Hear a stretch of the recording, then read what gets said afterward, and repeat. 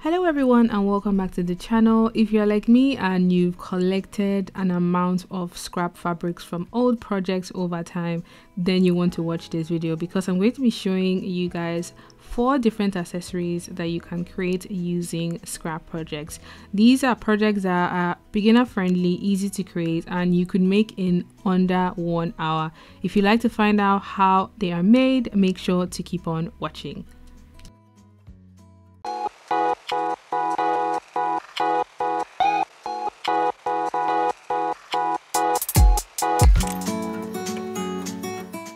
Project number 1 is for a 3D flower choker. This is a design that I've actually seen a lot on social media, and for this I've cut a long strip that measures 64 inches in terms of length and is 2.5 inches wide. I also have this round circular base that I've made myself. You can also use felt fabric for this. You just need to have something as a base. The first step I'm going to do is I'm going to fold the long strip of fabric in half with wrong sides facing each other, and I'm doing a gathering stitch. This you can do by hand if you want to, really enjoy the process of creating this piece. And I'm going to just be pulling the threads to gather up the piece. Now I'm going to go to my circular base, and with a chalk I'm going to be drawing a spiral that is going to guide me when it's time to actually attach the gathered piece to create the ruffles of the 3-dimensional flower. This chalk would be covered, so don't worry about it. Now you're going to need glue, either hot glue, super glue, a glue that dries really nicely, and you would want to do this in sections. Now I'm starting from the outer edge of this circular base that I have my chalk drawn on, and I'm going to just be gluing it down step by step or chunk by chunk, because this particular glue dries quite quickly, so that way I have a certain level of control and I'm able to place down the petals the way I want it to be. Now I'm going to continue along and around the spiral that I drew, and then when I get towards the middle, the aim is to gather everything into this particular base that we have for the 3-dimensional flower. Just know that the longer your strip, the fuller your flower is going to look, and this is a technique that you can use to create a choker. You can use this as a detail on a gown. I have seen beautiful couture gowns with 3-dimensional flowers, like hand done, hand stitched, and then placed strategically on the piece, so it looks very, very gorgeous and really unique.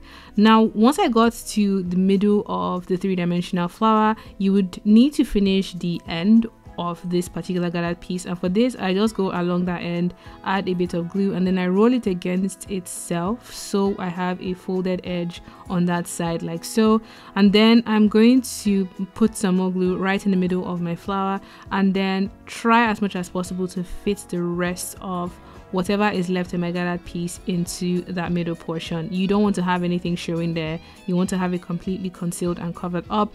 I've also seen people add like a button or a pearl as a detail to the middle of their flower, but I think mine turned out really, really cool for a first attempt. Now to make it wearable, I have this satin black ribbon. This I cut a really long strip that measures, you can go from 20 inches in length to 30 inches in length, or like a really short one. Mine measured 54 inches because I want it to be really long and I want to be able to tie like a beautiful bow with the rest of the ribbon. Now this I'm just going to be gluing down to the back of my flower, like so.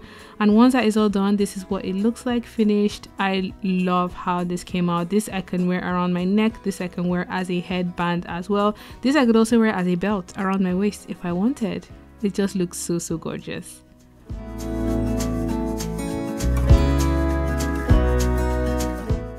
I will be needing the hair clip for this second project, and this you can find in any beauty or hair supply store. And I'm going to be working with these 3 rectangular pieces here with the measurements shared on the screen. After iron-on interfacing on the wrong side of the rectangular pieces for the bow, I'm going in here to sew them along the edges, turn it inside out and give it a nice press so it's flat. Then I'm going to fold them inwards like this and tuck the ends into each other. The aim is to sew the ends in such a way that you have a full circular piece. This I'm going to be sewing independently like so, and this is my amazing assistant Miranda helping me to do this, and this is what it looks like at this point. I'm going to do this for both details of the bow, and then I'm going to pinch the middle. So we have, you know, the iconic shape that bows have, and because I wanted it to be really dramatic and have like a good punch, we have doubled it like this, and we're going to be hand sewing it first before we add the middle detail that the bow has. I say doing the hand sewing first before adding the piece that wraps around just secures this particular fold in such a way that it holds and it stands really well. Now I'm going to grab the smaller piece, and this I'm going to be wrapping around the middle of the bow. Initially we tried to put the hair clip in at this point, but it wasn't really working, so we took out the hair clip and just focused on wrapping the middle of the bow and then hand sewing it in such a way that it locks that middle portion.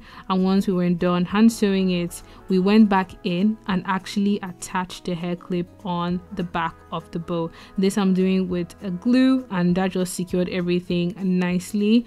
Once I had the hair clip placed in place, I just allowed it to dry down for a little bit, and once that was dry, this is what the finished bow looks like. This is such a statement piece, and it would make a really nice accessory for wedding guests if you're going to the races, if you're going to see like a really nice opera, something where you just want to add some drama to your hair. This is so cute, and you can either wear it on top or to the side like I've done here.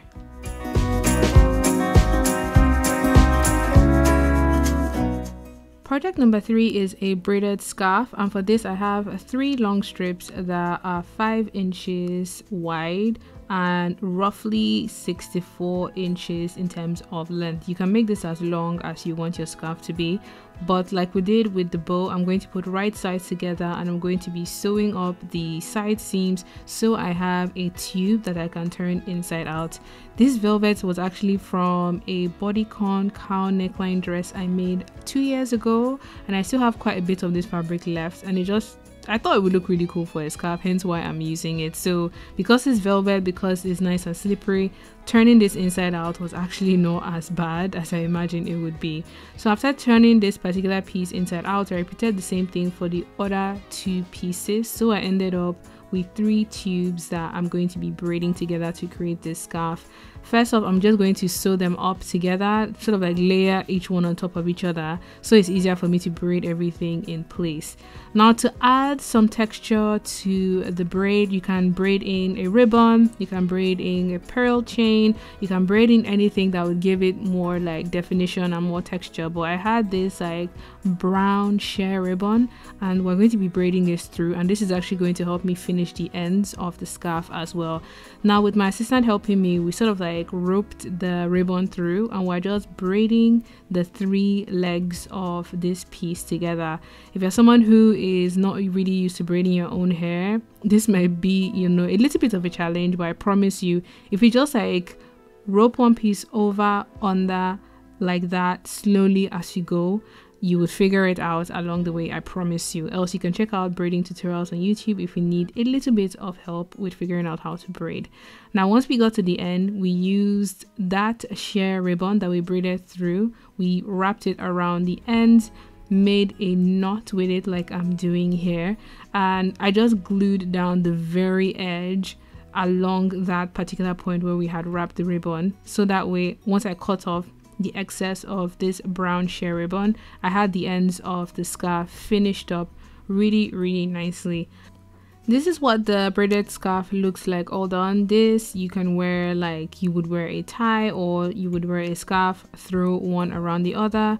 You could also wear this as a hairband. You could either tie it at the back or wrap it around itself, so it creates this like halo type hairband effect around your hair like I have on here.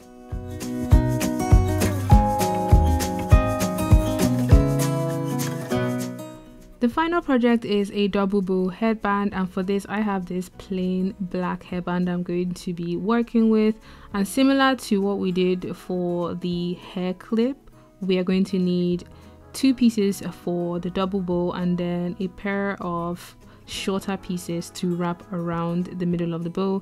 Please see the measurement for your reference. As I mentioned earlier on, adding interfacing would give your bow more definition before you stitch the sides. turn it inside out to create these tubes that we're going to be pressing nice and flat before we go ahead to shape it into the bow detail. Now once everything had been steamed and pressed flat, we're actually going to be sewing the middle portion down so that way it locks it in place, ready to be attached to each other. So this we have decided to do in two like contrasting but complementary fabrics, the plain gold and then this like gold blue jacquard. So the base is the plain gold satin, and then the statement fabric goes on top of that, and we decided to actually wrap that around the top of a hairband. This makes a really cute fascinator if you're someone who is into, you know, hair accessories and fascinators and like hats that you could wear for elegant events. This is a really cool way to make that. We decided to actually hand stitch the ends together using a blind stitch, so it just secures everything around the hairband in a way that looks tidy and put together. This is what the final headband looks like. Because my hair is dark and the hairband is black as well, it just looks like the bows are actually just floating on top of my head. I honestly think this one and the 3D flower were my fave projects in this like video.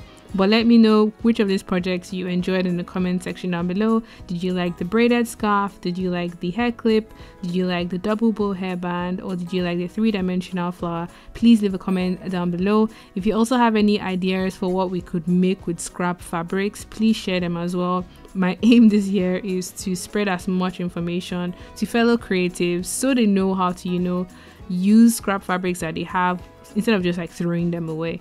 Until my next video, I hope you guys have an amazing morning, afternoon and evening wherever you are.